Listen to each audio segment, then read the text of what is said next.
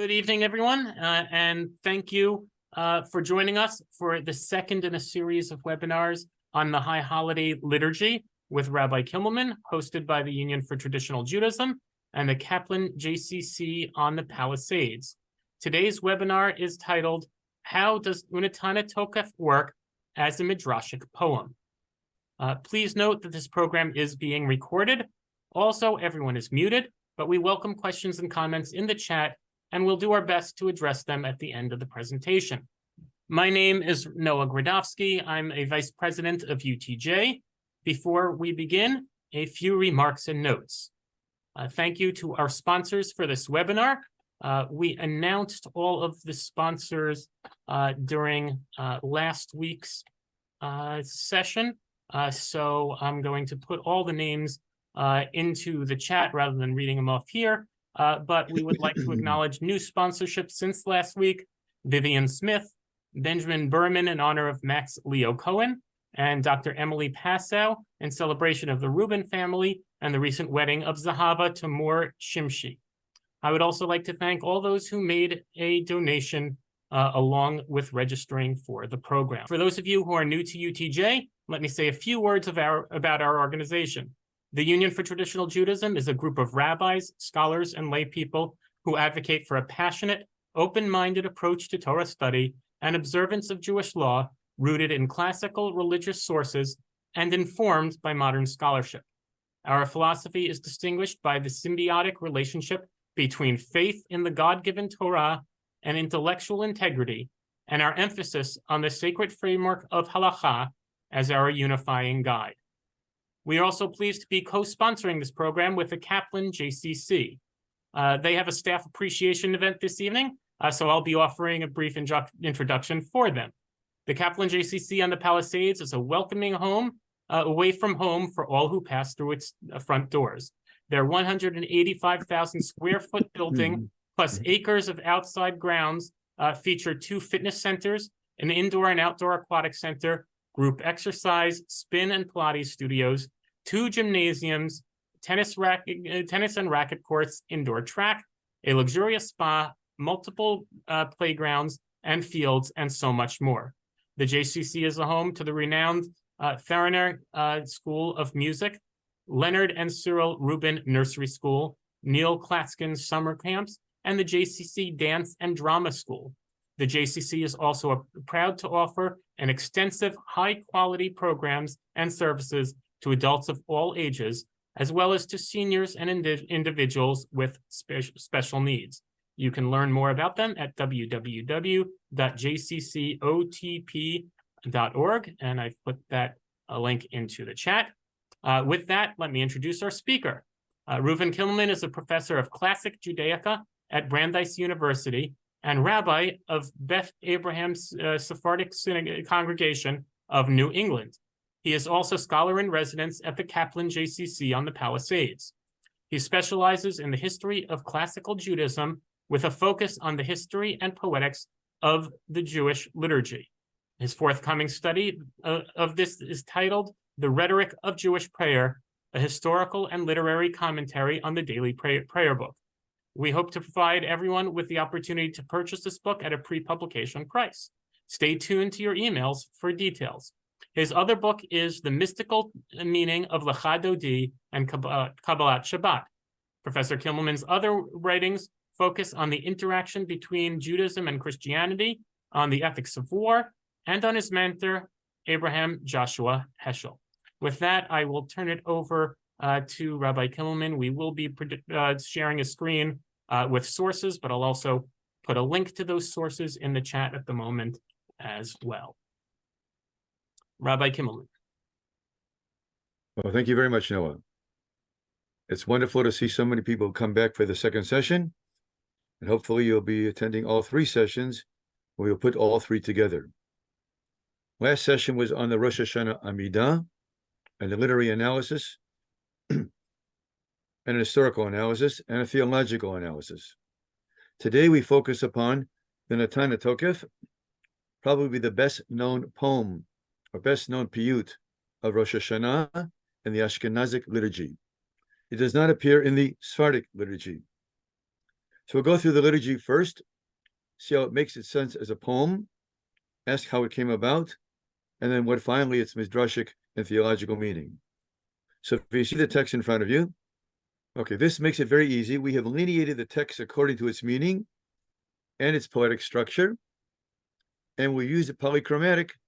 So if you follow the colors as we go through, you'll see the words which are connected, understanding how this came about as a poem, how words reverberate, and how words which appear at the beginning reverberate later on and take on additional meanings. Now, Unetaneh Tokef begins with 2a. In almost every Siddur, it begins with 1. This explains the function of Unetaneh Tokef now, as opposed to its original function. So if you look at paragraph 2, it is clear that Unetaneh Tokef was written as an introduction to the Musaf, with its 3 parts, Malchiot, Zichronot, and Shofarot. So if you look at 2a, you see the word 2a, and then 2b, the word Malchutecha. The key word, this is Malchuyot. If you go down to C and D, you'll find the themes of Zichronot. In fact, in D it says, Tiftach et Sefer HaZichronot. If you go down to 3a, you find the word Shofar. So the structure is the introduction to the Musaf, where the 3 special parts are Malchiot, Zichronot, and Shofarot. That was its original context. And that's probably why it was written by either Yanai or Kalir way back in the 6th and 7th century. This poem, though, got into the Ashkenazic liturgy somewhere around the 11th century. May have been a response to the destructions of the Crusades, which are focused on the story of a specific rabbinic individual called Rabbi Amnon. According to the story, the bishop asked him to convert to Judaism. He refused. He paid the price by losing his arms and legs. He was brought to the synagogue on Rosh Hashanah, and before the Kedusha, he asked that this piyut be recited. Therefore, the piyut became an introduction to the Kedusha, and no longer an introduction to Musaf of Malchiot, Zichronot, and Shofarot. Therefore, the top line says, Uvachein lacha taleh Kedusha, ki ata Eloheinu melech. This begins the Kedusha. It's also, since it begins the Kedusha, a piyut which begins the Kedusha is called a siluk. The word siluk corresponds to the word ta'aleh, but also the word siluk is related to the phrase histalkut, which is the phrase used when the soul ascends to heaven. And since it was related to the story of Amnon, who apparently expired after the reciting of this song, it reflects a siluk, introduction to the Kedusha. It also reflects a histalkut, an ascent to heaven. And since he died as a martyr, the phrase for that is Kiddush Hashem. Therefore, Kiddush Hashem, Kiddusha, histalkut. We almost have a triple, maybe quadruple pun, reflecting the intensity of meaning of certain Hebrew terms. So it now begins at the beginning of the Kedusha. And it starts off by saying, Eloheinu melech. That also explains why it probably begins with the word uvchein, which was explained last time, is a rare biblical word, apparently only twice in Nach, but quite often in the Rosh Hashanah liturgy, replaces the normal lefikach or the alchein, because it alludes to the verse of Esther, who uses the word uvchein when she walks into the throne room of the king, and she says, kasher avadati avadati. So if we want an opening word to emphasize this idea of Kiddush Hashem and the idea of entering the throne room of God and the reestablishment of Kadosh Baruch Hu as Melech Malchei HaMelachim, you can't do a better way of beginning this by saying Uvchein Lacha Taleh Kedusha. Why? Ki ata Eloheinu Melech. Much of that is incorporated in the word Uvchein. Okay, let's go to now 2a. The 2a is a remarkable opening line. It's an Unetaneh Tokef. Tokef is power. And what are we giving power to? Kedushat Hayom. This is quite rare, underscoring the power of Kedushat Hayom. What is the power of Kedushat Hayom? Says the next line, Kihu Nora Va'ayom. Now you'll see the word Ayom rhymes with Hayom. The origin of this is the verse in Habakkuk, if you see the indication on the left-hand side. The difference in Habakkuk, the phrase is Ayom v'Nora, which the Paitan reversed the order to Nora v'Ayom to rhyme with Hayom. This indicates to what degree he focused upon poetry and the rhyming scheme to tie words together. So if you look at B, you'll see the same rhyme scheme. Uvo tinasei malchutecha, v'ikon b'chesed kisacha. So malchutecha, kisacha, almost rhyme totally. Then we have the combination of the words emet, v'teishev alav be'emet, and the next line, emet kiatahu. Now if you look at the verse kiatahu, reminds you of the beginning top line, kiata Eloheinu, melech. Here is kiatahu. Except here God takes on four roles: Dayan, Mochiach, Yodeya, Ve'ed. If you look at the left-hand side, the origin of this expression is found approximately in a vote. There the 1 and 4 agree, but the others disagree. The focus, therefore, is apparently totally upon judgment. And recall that the opening phrase is God is called Dayan. We'll see the significance of that. What does God do? Kotev, v'chotem, sofer, v'moneh. So again, we have 4 verbs. Just like God has 4 functions, Dayan, umochiach, yodeya, ve'ed, all 4.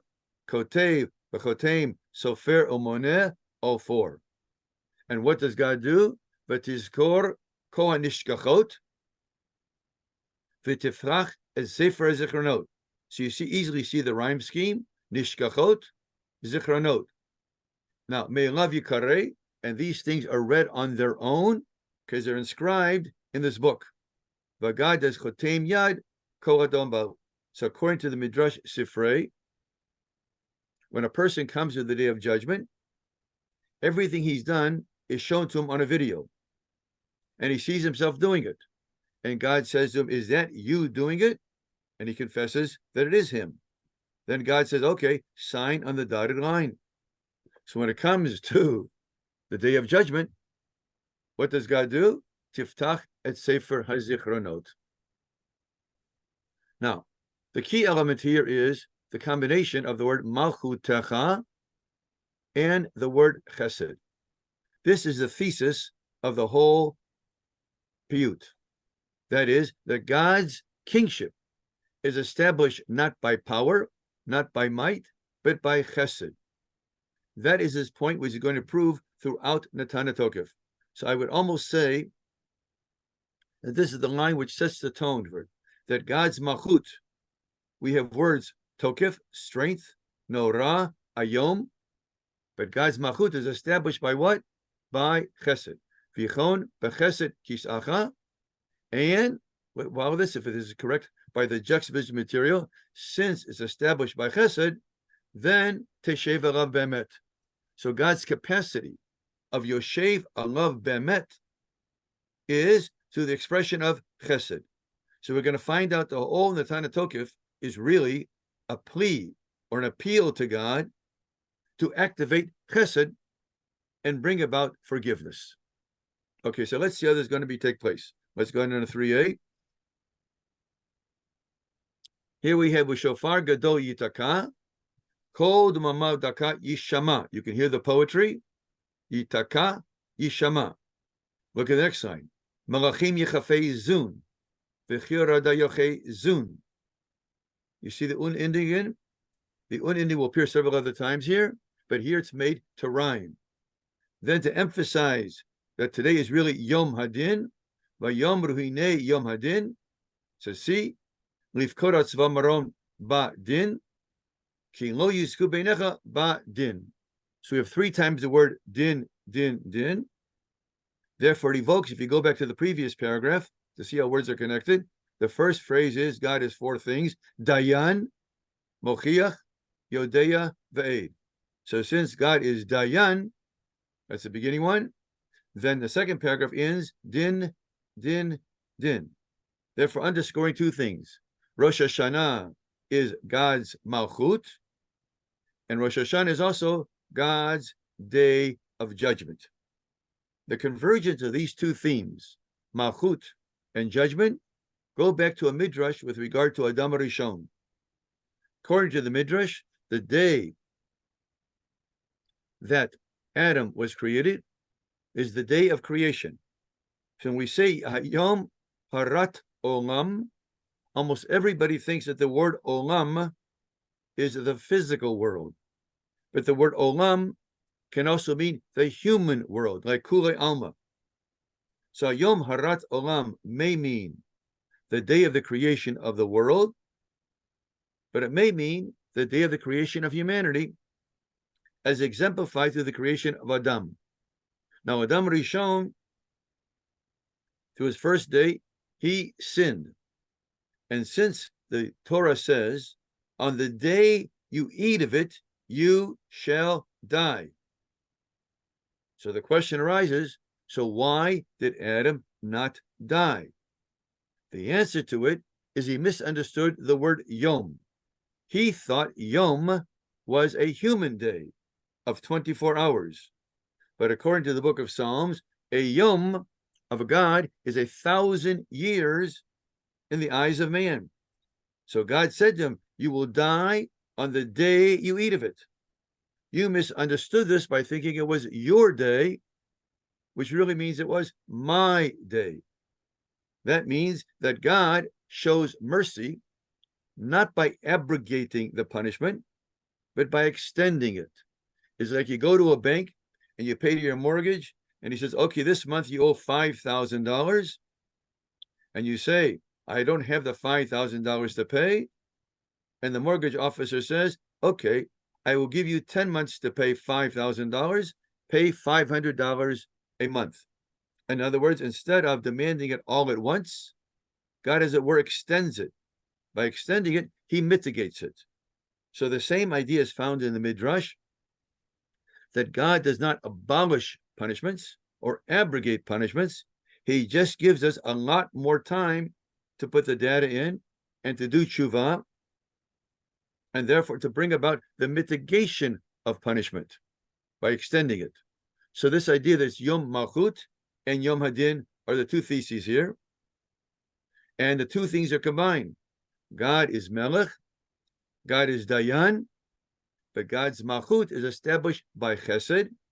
Therefore, God's judgment will be done by Chesed. Okay, let's go to the next paragraph.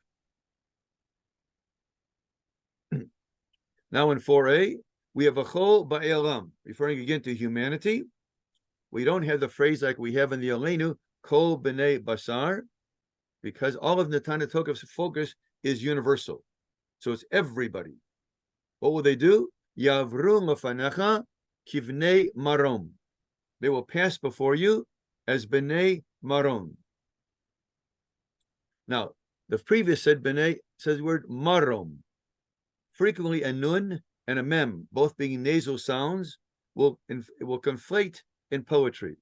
So maybe b'nei marom, which makes it more explicit, they're referring to angels.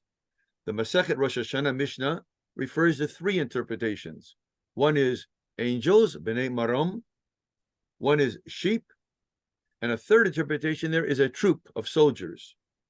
Since the previous comment deals with angels, malachim, and the subsequent comment deals with sheep, it seems that those are the only two candidates that Unetaneh Tokef is entertaining. The troop does not fit in here at all. So the next line begins 4ab. God is vakarat ro'eh edro. So he counts his sheep, apparently in Vayikra, and to find out which is the 10th one, which is subject to Maaser. But then it says, Mavir sono tachet shifto. And you can see the poetry. Ro'eh edro, Mavir sono tachet shifto. O, O, O. You'll notice that the word Ma'avir is written in bold to connect it with the previous phrase, Ya'avrun. Since you see that, you go to the next line, and it says, Kain ta'avir. So as a ro'eh ma'avir, then God is ma'avir, v'tispor, v'timneh, v'tifkod, nefesh kochai. Now watch the sound, ta'avir, tispor, timneh, tifkod. Now go down one more line, tachtoch, tichtov. In other words, you have 4 times t. You can see it knocking itself off. Ta'avir, tispor, timneh, tifkod, tachtoch, tichtov. So you hear the sounds. Now go to C, second line. It says, tifkod, nefesh, kol, chai. Therefore, it becomes synonymous with 4a. Kol, ba'e, olam. Everything is universal. Olam, nefesh, kol, chai. D, watch the sound. Tachtoch, kitzba, lachol, birya. Kitzba, birya. They rhyme. Then tichtov et gezar dinam, and you'll write down their verdict. Now the word tichtov we had before. We had kotev v'chotem. Now we say tichtov et gezar dinam. So you would think it says v'tichtov et gezar dinam, that it's over. Once they write down your verdict, there's no appeal. So when it comes down to this, tichtov et gezar dinam, especially since in Masechet Rosh Hashanah 16a and b, where much of this is discussed, there it says specifically gezar dinam, and that is Yom Kippur. Then we find out something extraordinary. Most people don't pay attention to how extraordinary line 5 is. It says Barosh Hashanah yikatevun. Well, that fits into the previous line. It says tichtov yikatevun. But my previous line says gezar dinam. Gezar dinam has a sense of completion. It's the end. Suddenly I find out that Rosh Hashanah is not the end. Things are only inscribed, but they're not sealed till when? But Yom Kippur is yechatemun. So what before was kotev v'chotem. Let's go back to the previous paragraph on the previous page. Okay, it says here 2D. So if you look at 2C and D, kotev v'chotem, sofer v'moneh. There, all these things take place at one time. We don't see a temporal difference between kotev v'chotem. Good. I go down to D at the very end. V'chotem yad ko adam bo. So I think chotem and kotev go together, signed and sealed. But now I go down 2 more paragraphs. So let's go down there. Okay, that was amazing. So I find out that Rosh Hashanah yikatevun. But kotev and chotem do not go together. Yom HaTzom Kippur yichatemun. So the chatima is only what? 10 days later. I suddenly realize that I got 10 more days to make amends. Aseret Yemei Tshuva. I thought it was an all going to end on one day. And kotev v'chotem v'gezar dinam, I thought we're all together. Suddenly I realized I got 10 more days. Boy, what a relief. I can use this time well. Because only 10 days later, will what verb kick in? Yichatemun. And the phrase yikatevun only happened what? Now. So let's see what's going to happen on Yom Kippur. Yichatemu. The verdict will be signed. So go down to 6a, and we have again our favorite word, yavrun. Let's go back up one, just so you see the black double. Yavrun, again, mavir, tavir, yavrun. Again, kami yavrun. So the same words appears. And then kami yibareun. Now you can see these are connected by the poetry, because you have yikate vun, yikate mun, yavorun, yibareun. So by the final sounds, you get it. They're going together. Now what's going to happen? First, we're going to find out. Since there's chatimat hadin, we find out people's destiny. Some will come into the world, will pass on, some will be created. So mi yichiyeh umi yamut could refer to the A and B of the first line, or people coming into life. Who will live? Who will not? Okay, now, those who will not, they'll be yamut. When will they die? Well, Some bekitzo, some milo bekitzo. Some will live and reach their end, some will not. What about those who will not? So each one develops it. Well, those who will not, some will die how? Some b'esh, some b'mayim, some b'cherev, some b'chaya, some b'rav, some b'tzama, some b'rash, some b'magifa, some b'chanika, some b'skila. Now look how the rhyme scheme works. C, F, G, H, all rhyme. Chaya, tzama, magifa, skila.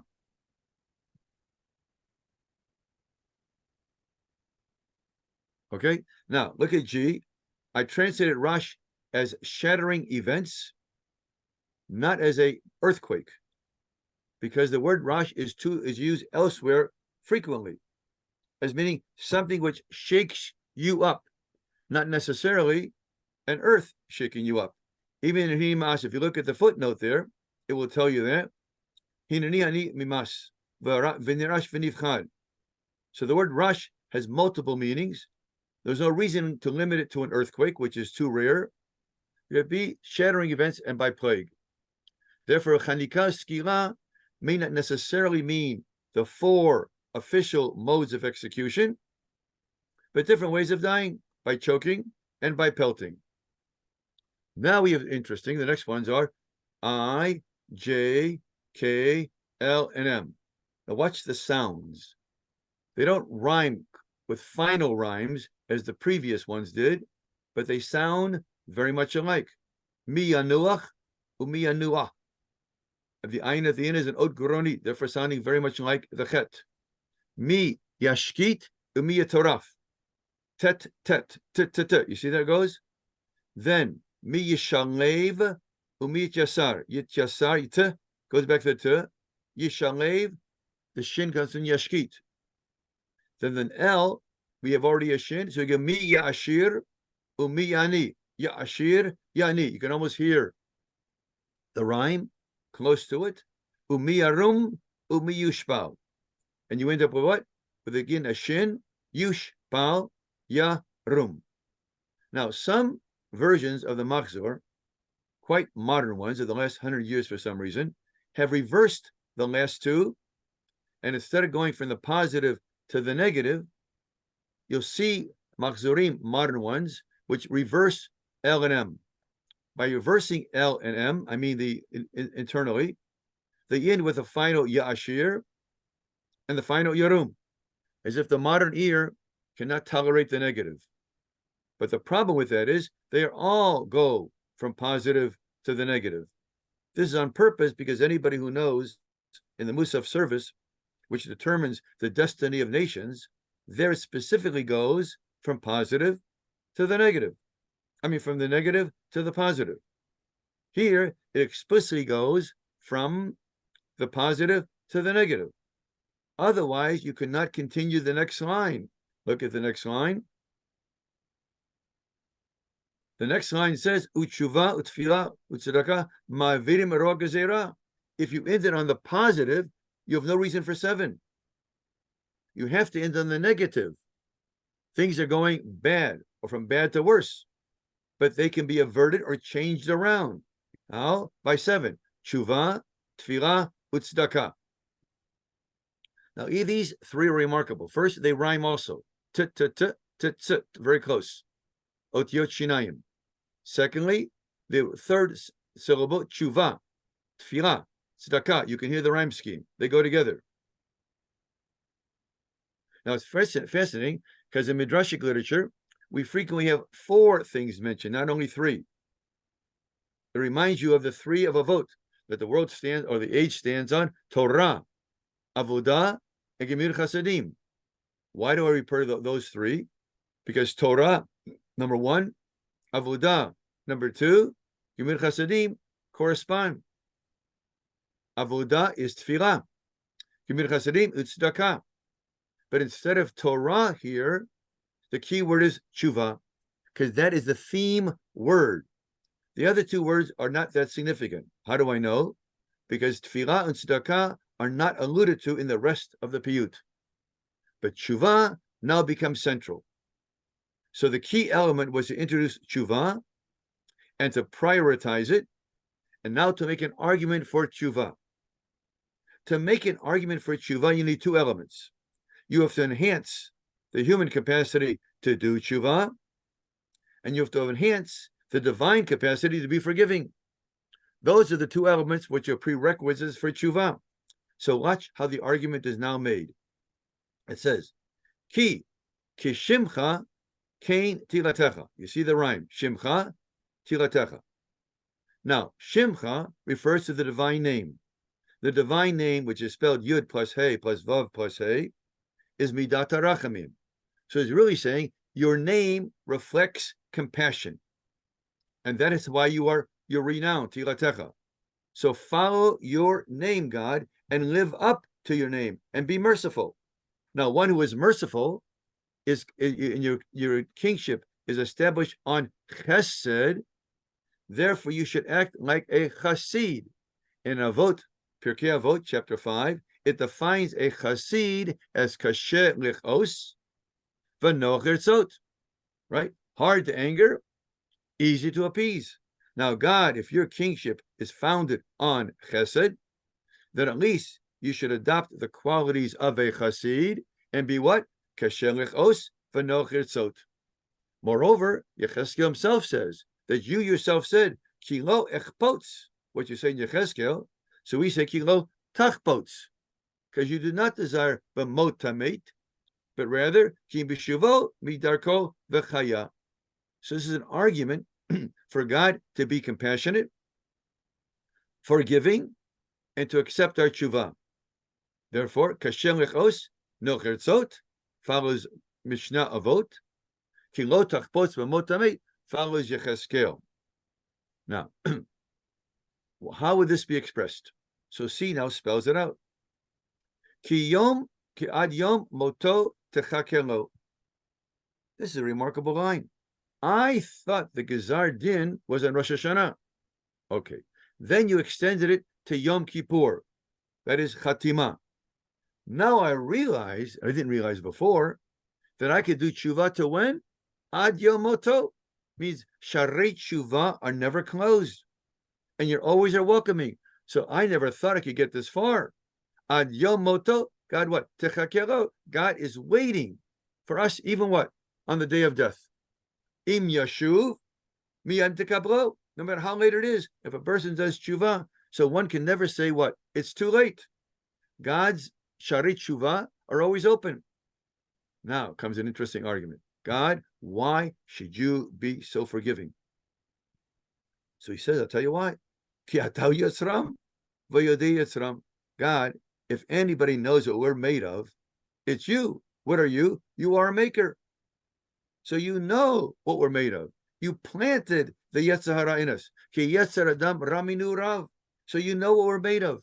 And since you know what we're made of, Ki Em Basar V'Dam, what should you be? You should be forgiving. You should extend the gates of tshuva. Ad yom moto. Kim yashuv miyad tekablo. So techake lo rhymes with miyad tekablo. Then yotzram yitzram. Basar vadam. You can hear the sounds are so rich. Yotzram yitzram. Basar vadam. Techake lo tekablo. Okay, now 9a. Adam Yisodom Yafar v'Sofer Afar. What is man? From dust to dust. Not only that, it's very difficult to survive. B. B'nafsho Yavi Lachmo. Quoting Lamentations, Echa. At the risk of his life, he earns his bread. Now the Hebrew says mashul, which I translate in English. In Scripture, life is compared to. Why? Because all the expressions which follow are biblical expressions. He put them together, getting them from all over the place. Isaiah, Job, Leviticus, maybe Psalms. And he put it together in a rhyme scheme, which is amazing. Watch the sounds. Keche, res, chet, and resh. Hanish, bar. Right, see the resh? Now, next one. Kechatzir, kecheres, kechatzir. What is chatzir? Yavesh. Look at the English side for the translation. But then we have a tz, chachatzir, then we have ketzitz, and the word no veil. See the bet, no veil, ya vesh, no veil, chatzir, ketzitz. And then it becomes ketzel, over. So we have 3 lines, chatzir, ketzitz, ketzel, tz, tz, tz. The second word in each one has a vet, ya vesh, no veil, o ve. Right? How he got it from the whole Bible to put them together the way he did it is sheer a mystery and a mastery. Then it goes on. Kanan kama, karuch no shavet, kavak poreach, and finally what? Kachalom yauf. Even the last 3, keruach, poreach, kachalom, chet, chet, chet. You can hear the chet sound, the tzit sound, the v sound, almost like it was poetry, even though every phrase here is biblical, reconstructed into his own poetry. And it ends with saying, Kachalom yauf, which means it will all dissipate. Everything flying off, everything is temporary. Underscore human fragility, human frailty, as opposed to God's eternity. And therefore we end with, Atahu melech el chai v'kayam. Just like Isaiah, if you look at the verse in Isaiah there, 47, underscores man's temporality and God's eternality and the contrast between the two. Now, by ending with Atahu Melech El Chavakayim on God's eternity, we go all the way back to the first line. Look at the first line, very back, quoting from the Kedusha. God ends up Ki Atahu Melech, and the one says Ki Atahu Eloheinu Melech. So by introducing the Kedusha with this line that God is Melech, ending with God is Melech, we've established what? God's kingship. But God's kingship is built on chesed, that's which establishes it. And we have Yom Malchut, Yom Hadin, and God is judge and king, but since he's a king by chesed, we're asking for special consideration in light of God's compassion and the nature of our humanity. Okay, now we have another text which shows you all these sources spelled out for you. How remarkable this is. This is the help of Noah Gardovsky helped me do this. Actually, he did it. But we have the sources spelled out, which I've been alluding to, and I'm going to play upon a couple of them. Okay, in this text, you see the same poem with all the texts spelled out for you. Not all of them, but many of them. And where the sources come from. Gives you the source, and this thing is spelled out. Now I'm going to focus upon paragraph 2 now. A little further down. Okay.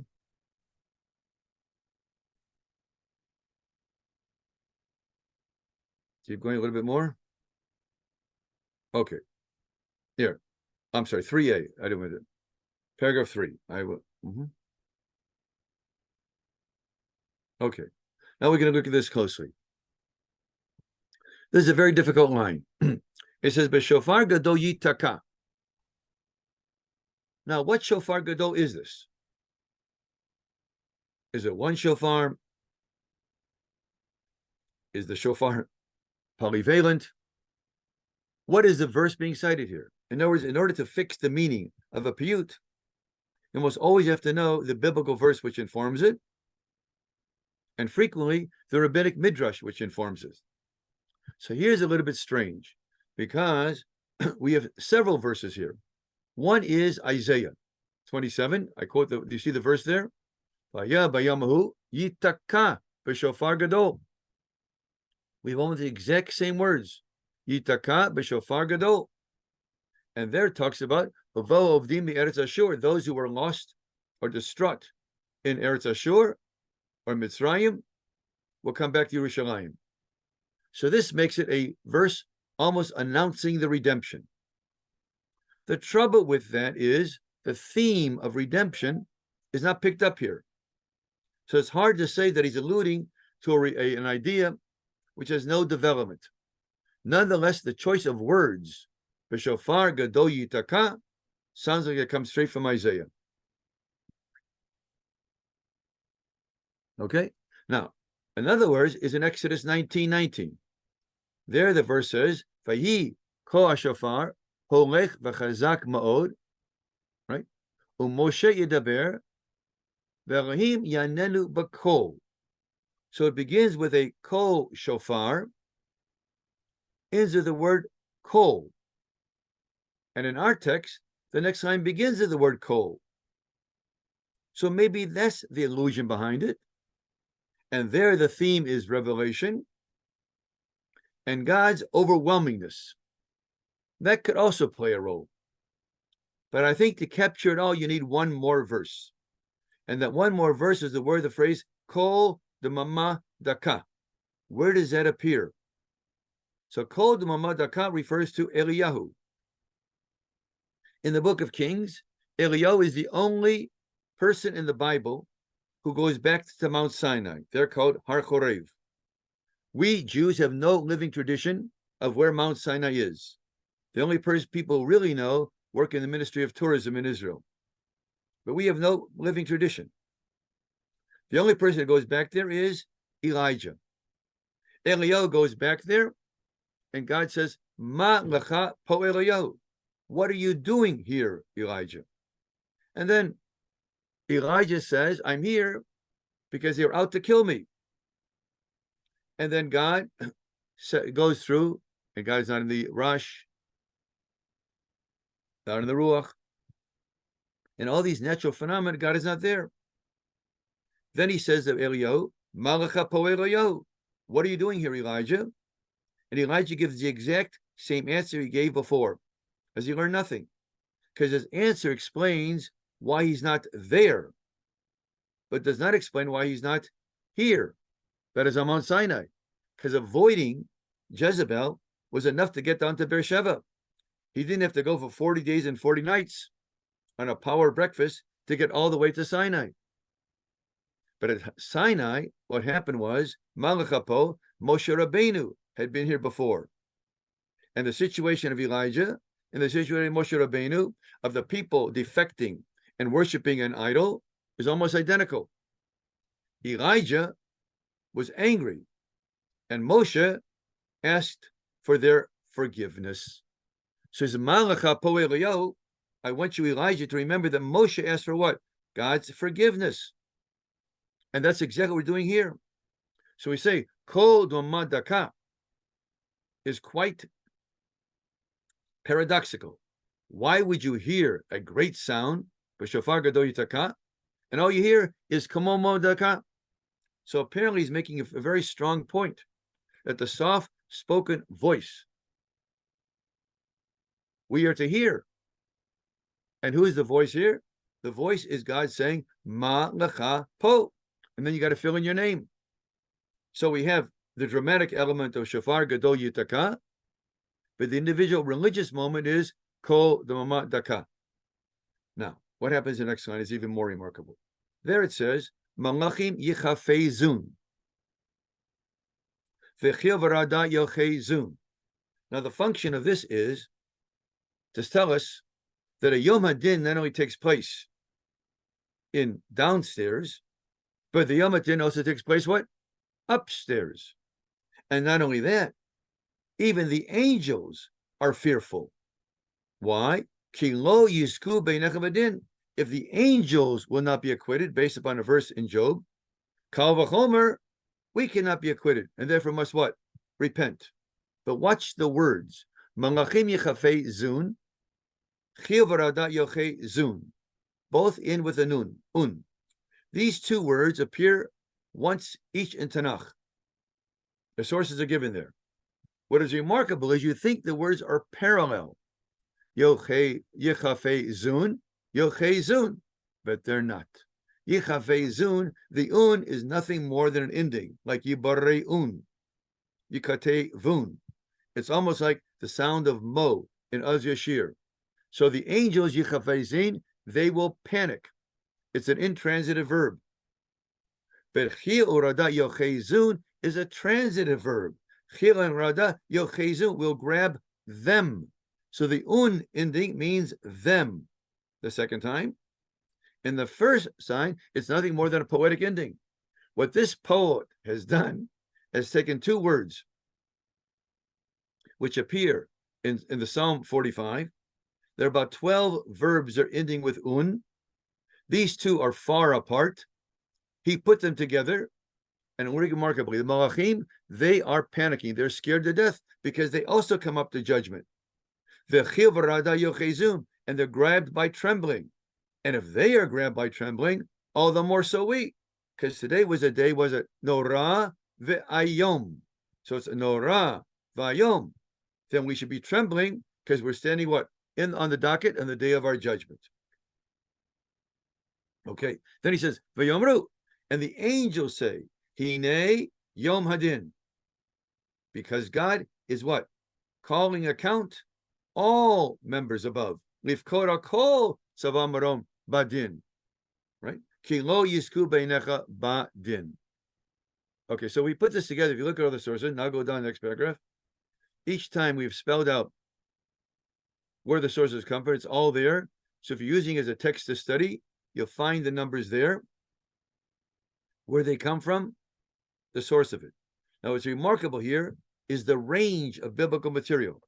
All three elements of Tanakh are included here. The person who wrote this poem must have had the Tanakh on his fingertips, almost memorized. Otherwise, I don't see how he could possibly have put things which are so disparate in Tanakh. And he puts them together because of their sound or because of their meaning. And he always chose the right one. I have, of course, access to ways of concordances. I checked out. I couldn't find anything better. The guy almost had it in his footsteps, and everything came out perfectly. Okay, now look at the next paragraph. Okay, I want to conclude in this. I'm sorry, go down. Keep going down. We're getting short on time. Okay. Okay. Yeah, here. It's number 7. Number 7 is open to major debates on the meaning of the word mavirim et roa hagzera. There are two positions on this subject. Both have appeared in recent articles. One is mavirim et roa hagzera is mitigates it, because the normal word here is mekarim, the gezera mikorea. You know from Avinu Malkeinu, kra et roa, right? Kra. A gezera is torn up. Here it is mavirim. So one school of thought argues that mavirim is used only because over appears over and over again in the poem, and he wanted to create a verbal continuity. The second position is mavirim is less of a word than korim, to tear up. And therefore mavirim it only roa hagezera. They don't remove totally the gezera, they remove the roa, assuming that roa hagezera is a unique term. Others argue that roa hagezera is nothing more than a poetic formulation of gezera ra'a. But if it is mavirim roa hagezera, which means it causes what? The harshness of the decree to pass, even though the decree passes, but it can be borne up by tshuva, tefillah, and tzedakah. Now, teshuvah takes place internally. Therefore, it's inner directed. Tefillah is between one and God. Therefore, it is God directed. Tzedakah refers to others. Therefore, it is other directed. Therefore, we have the three elements of the Jewish religious act, which are machshava, dibur, and maseh. Machshava, tshuva. First, the thoughts in the mind of man. Dibur, you express it in words. That's tefillah. Maseh is a deed. So tzedakah is others. So you got three elements here. Tshuva is machshava. Tefillah is dibur. Tzedakah is maseh. Tshuva is inner directed. Tefillah is God directed. Tzedakah is other directed. So the argument goes that the three do not remove the gezerah, but they mitigate it or cushion it. Two elements here: mitigate it or cushion it. So even if you have tshuva, tefillah, tzedakah, a person may still suffer Now, this is illustrated because if they thought if mavirim et roha gezerah means it would eliminate it, then it's hard to believe that the song got inserted by virtue of the martyrdom of Rabbi Amnon. Rabbi Amnon, according to the story, was a praised tzaddik. He refused to convert. He was tortured almost to death. Clearly, he was involved in tshuva, tefillah, and tzedakah. Nonetheless, he experienced et roha gezerah. So I just want to emphasize these two positions on the subject, that one says it removes the decree, and if the person does tshuva, tefillah, and tzedakah, he will have there will be no negative impact. The other position says, no, it does not remove it. It either mitigates it, which is a possibility, or cushions the impact because of the three, which means a person is inward directed, God directed, and directed with others. And the three together allow for the cushioning of the impact. Those, as far as I know, are the two major interpretations of this line. They do not agree. In any case, the rest of the piyut continues with an argument for God being merciful. I want to make two comments on it. Number one is the integration of biblical and midrashic. In other words, in order to understand a piyut, you have to know your Bible and know your midrash and Mishnah and Talmud, as far as that goes. The two major factors in midrash are Pesik de Rabbati and Pesik de Rav Kahana. Pesik de Rav Kahana actually has a chapter called Shuvah, which deals with topics of Rosh Hashanah. The other major source is Talmud Rosh Hashanah, Tet Zayin, Amud Aleph, and Amud Bet. And then, of course, we have all the biblical sources. So what we've done is laid out most of them for you, not all of them, making an argument. Okay, now go to the very bottom again, please.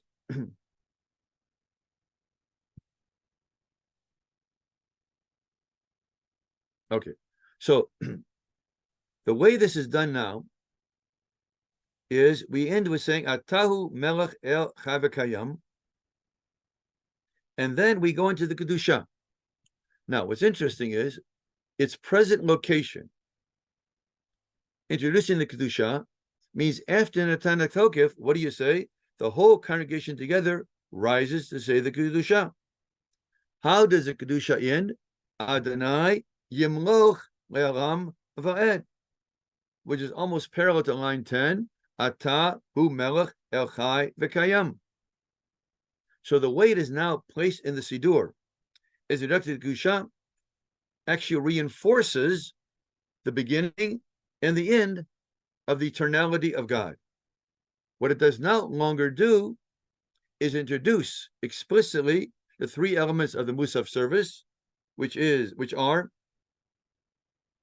Malchiot, Zichronot, and Shofarot. So we lost its function as an introduction to these parts. We gain by locating it with the Kedusha, underscoring the opening line of the Kedusha, and the last line, which goes together, Atau Melech El Chavekayam. Therefore, we created a new poetic reality, because according to rabbinic liturgy, Chatimatam Me'ein Petichatan, which means the conclusion should go back or ring back to the beginning, which is called an envelope figure or an inclusion in modern English. And this present context does it. So the beginning, go to the top line now. Top line. Right? So God is king. Now go to the bottom line. You see the yellow color there again. Atahu melech echavakayam. Therefore, chatimatam, the concluding line, resonates with the opening line. The phrase for this in Hebrew is chatimatan me'ein petichatan, which means we now have a new poem because it begins and ends in a similar way, corresponding to the Jewish liturgical practice of endings recapitulating beginnings. So its new location, we lost one thing as an introduction. We gained another thing, which is correlation with the Kedusha. And the correlation of the story told about Rabbi Amnon, which explains how a piyut of this got into the Rosh Hashanah liturgy, and it replaced another piyut, probably by Yanai, Kad Upad Me'az. If you look up in a Machzor, Upad Me'az, which appears in many Machzorim, you'll find that many of the midrashim, which are alluded to here, are spelled out there. So I wouldn't be surprised if Upad Me'az was a first draft, and what we have before us now is the final draft, and probably the most impactful piyut of Rosh Hashanah. That concludes our analysis of Unetaneh Tokef, its poetry, its sources, its theology, how it makes sense, and a little bit of its history. More than happy now to entertain comments, questions, or reflections. Noah? Okay, if people care to, you can put comments and questions into the chat, or usually it works out okay if you want to unmute yourself and we can try to recognize you. In the meanwhile, Mitch Morrison had put in a text to me about how it ties in with the use of Hamelech HaKadosh at the conclusion of the blessing of Kedusha. Right. Emphasizing Kedushat Hayom and Tinasei Malchutecha. So the linkage between Kedusha and Malchut. Now you should realize also that when the angels say Kadosh, Kadosh, Kadosh, it's equivalent to Israel saying Shema Yisrael. That's why in the Kedusha de Yotzer, when they say Kadosh, Kadosh, Kadosh, it says V'kulam makablim all Malchut Shamayim zeh mizeh. So they're spelling out by angels saying Kadosh, Kadosh, Kadosh. It's equivalent to us saying Shema Yisrael. Both of them are acts of Kabbalat Ol Malchut Shamayim. Any other comments? I wanted to mention, I think that the point about the Kol D'ma Daka, and that the Paitan is calling us not to the words that are in the piyut, but to the words that follow in the text. What are you doing here? It certainly speaks highly of his opinion of what those who are praying would understand of his text, but it's also just a very powerful image to think about what that still small voice, perhaps within ourselves, is calling on us to do. Writing a piyut is like telling a joke. You only catch the joke if you supply the missing part. And writing a piyut frequently is, it hints at it, and when you catch the second part, you say, aha, you have an aha experience, and suddenly the things connect. And the fact that you discovered the connection always makes it more persuasive than the text tells you the connection. Now I understand why rabbis are always trying to make so many jokes. Well, that's no joke. Okay. We have someone on an iPad in Toronto who has raised his or her hand. If you want to unmute yourself and say something. Okay, thank you. My question is not so much about your analysis, which is wonderful and added meaning, is I'm always uncomfortable with this Unetaneh Tokef, because in many ways I object to it being part of the repetition. I mean, I grew up with the strict ideology that the silent Amida and the Amida that the Chazan repeats should be the same thing. This is completely violated on the high holidays. As a standalone, your analysis is terrific, but to be part of the Kedusha and with all the ups and downs throughout the repetition as something different, I don't object to it as being a standalone piece. I do object to it as being part of the Kedusha, especially people who then say, but you can't change things. You can't add imahot to the regular Kedusha. You can't do all these other things. That's my uncomfortableness with the high holiday liturgy period. that there's so many additions to the repetition, I lose the thread. Your position is backed up by many Rishonim, even among the Gonim, who raise halachic objections to the insertions into the Amidah. But many of the piyutim that got in are so powerful, and this is one of them, that, see, the trouble with you, sir, is that you probably have recently frequented a Sephardic synagogue, and therefore no longer feel the intensity of Unetaneh Tokef, and therefore the sense is worn off a bit.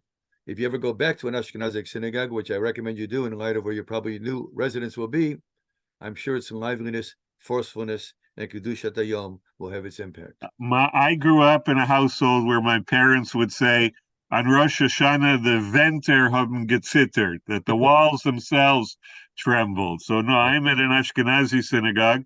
I still object to it because there's just too much going on, and the older I get, I have more problems standing up.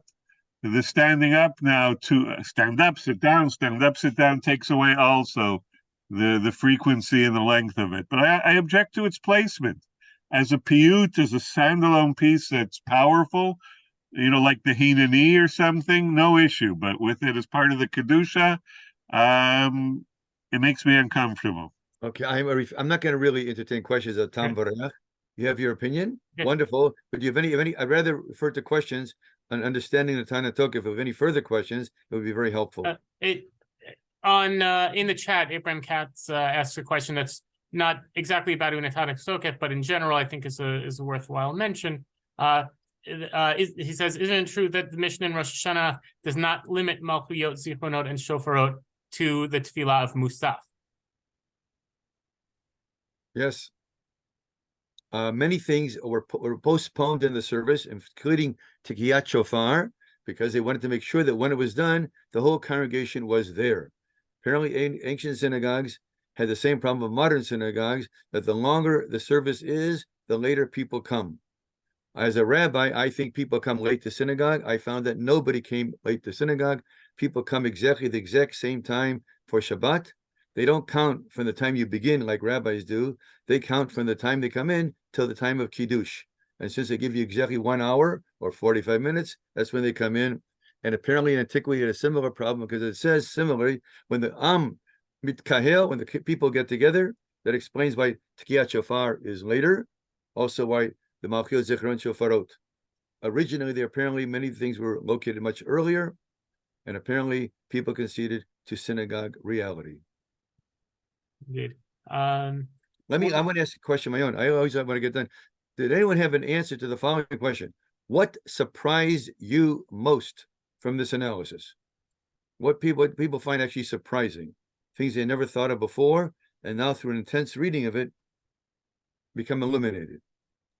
Were any surprising elements? Okay, would anyone like to share some thoughts that for me, not that I didn't know it, just the full breadth of all the verses and the references that the Titan is making are just really amazing, and I enjoyed going through and looking at each of those verses and connecting them to that. And I see another comment in the chat who also responded that way. Another comment about how structured and engineered the text is. But it's really there's a highly structured poem, which the poetry and the source of sound, you don't realize that actually it's an essay on tshuva. You could actually write an essay on tshuva following the order here by constructing the way he did, vividly and dramatically. That's its impact. But there are very few piyutim which I would say are intellectually developed as this one is. Most of them focus upon rhyme, studying midrashim, and the poetry determines the order and the meaning. Here, the poetry does not determine the order. He knew exactly what he was doing. His ability to use the poetry and the sources to get to his goal is clear. So he's a person who's mastered his material, and the poetry is secondary to it, makes its impact. But it's actually a theological essay on the issues of tshuva. and it does a remarkable success at it. Myra has raised her hands. Myra, if you'd like to unmute yourself and make a comment. Thank you very much. So, Rabbi Kimmelman, it's really remarkable the way I agree with what Noah Grodowski said, that you drew out all of the references. And I realized that instinctively over the years, there were familiar, there was a lot of that sounded familiar, like even Kol Mama. I mean, I always sort of associated it with Eliyahu. And just to have that made explicit, and again, the range of sources is, it really deepens my appreciation of the piyut, just as last time, Uvachein, you really gave us a lot to think about. But I wanted to ask you, I'm still very unclear, were there two theories about the source of this piyut, the Rav Amnon theory, but I thought you said it was earlier. Yes. It does not, the Or Zarua, which quotes a source which quotes the story of Rav Amnon, says the word is itkin or tikain. He did not create it. According to the story, he instituted it. In other words, it was a known piyut, which he, according to the story, appeared in the synagogue and was dying on Kiddush Hashem and asked it to be recited. Not that he composed it. Only a later source or a secondary source uses the word sider. So he's the one who instituted, meaning not that he wrote it. By virtue of his request, it was instituted into the Ashkenazic liturgy, which is hard to break through. But the poem itself, both by its verbal scheme, its use of terminology, and similar poems written by Kalir and Yanai. So most modern scholars of piyut think the author was Kalir, which gives us in the 7th century. Those who think it is even earlier, about a century earlier, by Yanai. But if you look at the poetry of these two men, you'll find so many similarities with ours. And the use of poetry and the signs, it's hard to believe that they were not the composers of it. And Amnon, the name, is actually an Italian name, and the rabbi is otherwise unknown in Ashkenazic literature. So the assumption is, like most Rosh Hashanah Yom Kippur piyutim, got to Ashkenaz through Italy. Southern Italy is not that far from Eretz Yisrael. So the culture of Eretz Yisrael and the piyutim of Eretz Yisrael first influenced southern Italy, went to northern Italy, then crossed into the Rhine of the 3 cities of Shum. And that's where Ashkenazic liturgy comes from. So the Ashkenazic liturgy in its piyut form is Israel-based. Sephardic piyutim is Spanish-based. Most of the piyutim come from Ibn Ezra, both of them, Yehuda Levi, and Ibn Gabiro. They are, from the point of view of Hebrew, much more clear, but much less deep. The piyutim of Ashkenaz frequently more complicated, combine a variety of sources, and the profundity excels that of Sephardic poetry in this area. But in terms of clarity, it is not as good. So you got to choose frequency, profundity, and clarity. The remarkable thing about Unetaneh Tokef, in my opinion, is it combines profundity and clarity in a remarkable way. Wow. Would you say that the Sephardic piyutim are more feeling-oriented and less scholarly-oriented? Well, first, they get repeated a lot, and they're much more simple. You don't have to sit there and think them through. If you know pretty good Hebrew, you'll figure what's going on, and it's clear. And therefore, the impact is more direct. The piyutim, many of the piyutim, Rosh Hashanah Yom Kippur, take a lot of thinking, like we just did. I mean, I've been working years on this material to try to work out every allusion, figuring out what was in his mind. And of course, it was extraordinarily rewarding, but it is not obvious in the first time around. And there are many piyutim, especially, by the way, if you go to Slichot, between Rosh Hashanah and Yom Kippur, if you understand half of that, you're way ahead of the game. It's like reading Echa, if you understand it. And the first time around, I can't believe anybody understands it. If you sit down and study it, it's extraordinarily rewarding, but it's extraordinarily difficult. So Ashkenazic intellectual rigor with regard to piyut was quite high. I'll give you an example of the Akdamot. How many synagogues say Akdamot on Shavuot? I bet you not less than 2% of the synagogue can tell you what it's about or work it out. But it all ends with ta ta ta ta ta. And to go ta ta ta ta ta, it rhymes and has a great tune to it. It caught on.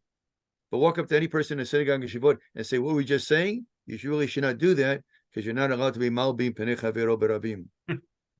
Yeah, sorry, you're not allowed to be what? To embarrass people in public. Oh. We learned once that the melody for the Akdamot is the same as the melody for the Kiddush on the Hagim.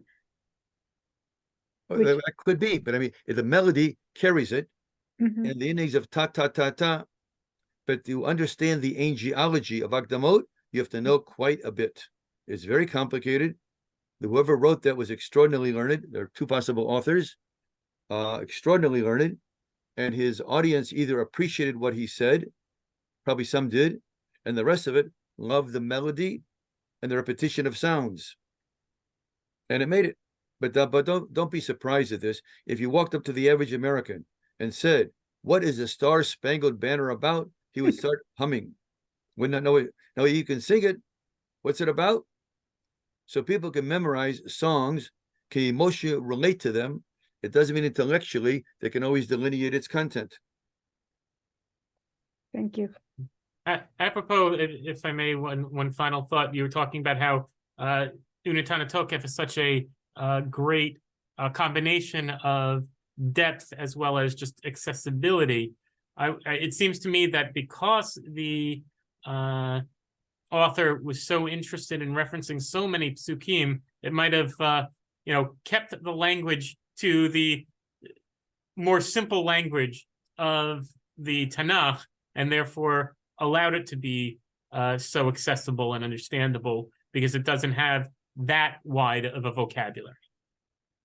Could be that would help to account for its success and its impact.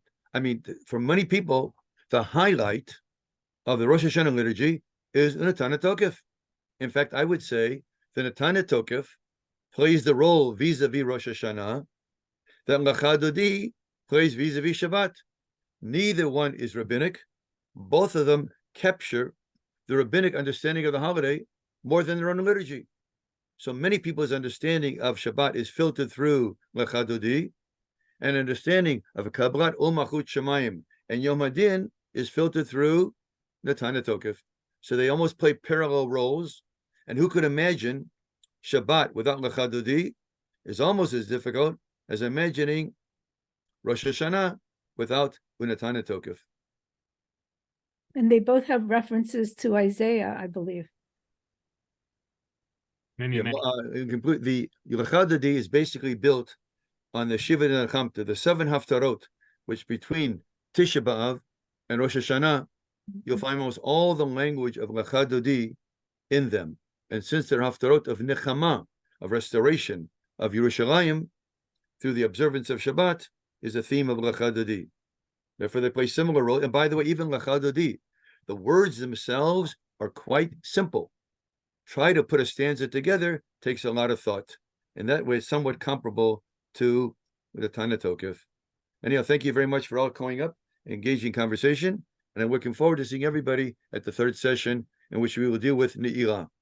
Thank you, everyone. In the chat, I put in, again, the sponsors. Thank you to the JCC on the Palisades for co-sponsoring. And there's also a link for feedback. We welcome your feedback, as we're always looking for your thoughts on how we did and what we can even do better.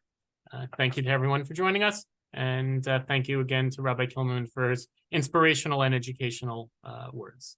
And thank you, Noah.